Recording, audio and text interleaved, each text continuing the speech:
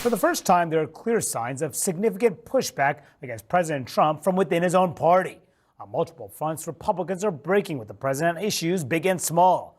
Indiana Republicans rejected his new House map despite his relentless pressure campaign, while some GOP lawmakers broke with him on issues like health care, labor rights, and on those boat strikes.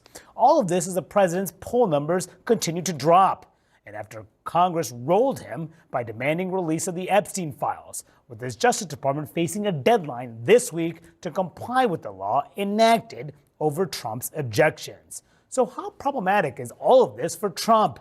And is he losing his grip over the GOP? My excellent reporters are here. So should the White House be concerned about this? Because, Carl, let me just put on the screen all the areas. This is just this past week of where Republicans broke with Trump. I mentioned Indiana. We talked about this labor vote on the floor. There was also Hegseth over the video. They put language in the annual defense bill to try to force the release of that video. There's an ACA vote that's building. Trump lost, his candidate did, in the Miami mayoral race. How concerned should the White House be?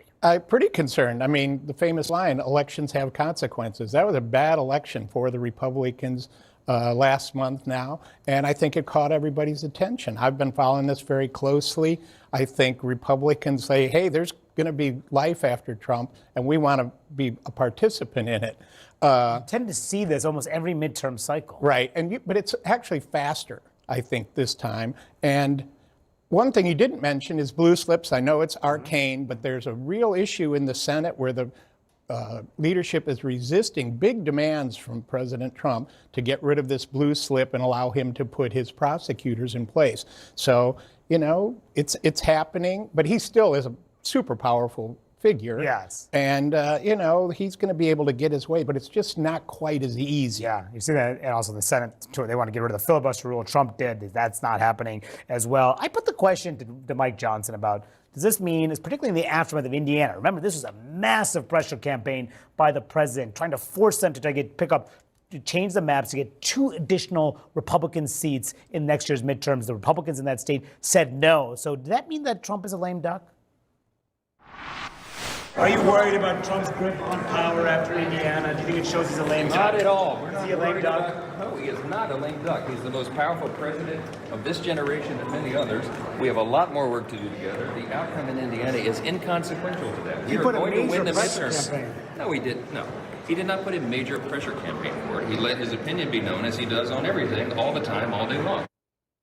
He let his opinion be known. No. All day. Sorry, Speaker Johnson. Incorrect. It was a major pressure campaign. And quite frankly, he used the might of, those MAGA Republicans to further pressure those lawmakers in ways that may have backfired, because they talked about receiving death threats and swatting and all that type of things.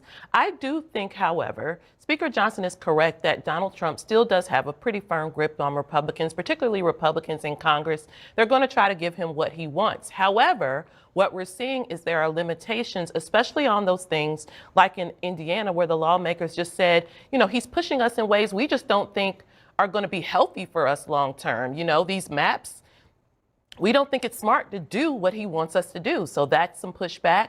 On Epstein, it was Republicans for years have said, we've been consistent on this. We're not going to switch up just because Trump wants us to switch up. And then I think the third pot is where Trump is pushing them to do things that they know are very unpopular. That's where we're at on the healthcare issue, on economic issues, on the labor relations, for example. I think there are members of Congress who are realizing that some of the positions Trump wants them to take are going to be really damaging come election time.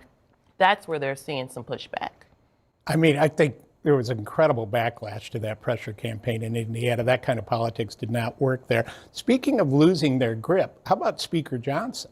Right? I mean, his Republican troops are finding all sorts of ways to go around him. He is really struggling to keep a hold on things. Yeah, and the dissension is just seen here publicly. People used to say these things, on background, say these things anonymously. Now they're going on the record and saying it in front of the camera, criticizing the leadership.